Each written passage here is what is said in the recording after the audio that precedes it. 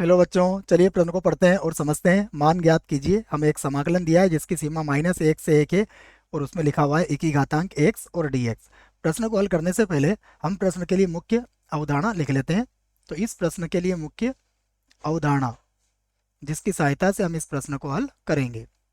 मुख्य अवधारणा में हम समाकलन को ज्ञात करने के लिए एक सूत्र का प्रयोग करेंगे, उसी को यहाँ पर लिखने वाले हैं।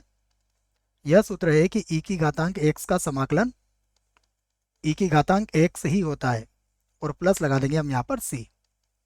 और यदि निश्चित समाकलन को समझना चाहें तो निश्चित समाकलन में हम इस प्रकार से समझेंगे कि मान लो सीमा हमें a से b दी है और कोई फलन है f(x) dx और इसका समाकलन आता है f(x) और इसकी सीमा कितनी है, a से b है। तो सबसे पहले आपको क्या करना है, ऊपर की सीमा को यहाँ पर रखना है x की जगह पर, तो ये बनेगा f(b) और माइनस फिर आपको लिखना है नीचे की सीमा जो हो जाएगा f(a). तो ये निश्चित समाकलन को हल करने का जो तरीका है वो भी मैंने आपको यहाँ बता दिया है। अब हम इस प्रश्न को i के बराबर मानेंगे और फिर हल करेंगे। तो मैं लिख देता हूँ माना। हमारा जो प्रश्न है वह i के बराबर है। ये मैंने इसको i बराबर लिख लिया। सीमा है इसकी -1 से 1, e की घातांक x और यह है dx। जैसा मैंने आपको बताया e की घातांक x का समाकलन क्या होता है, e की घातांक x ही होता है।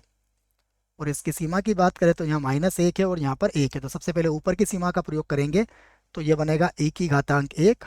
तो 1 लिखने की जरूरत ही नहीं है, या लिख देता हूँ चलो समझाने के लिए, माइनस। अब हम नीचे की सीमा का प्रयोग करेंगे तो e की घातांक कितना हो जाएगा, -1। तो बराबर अब आप लिख सकते हो इसको।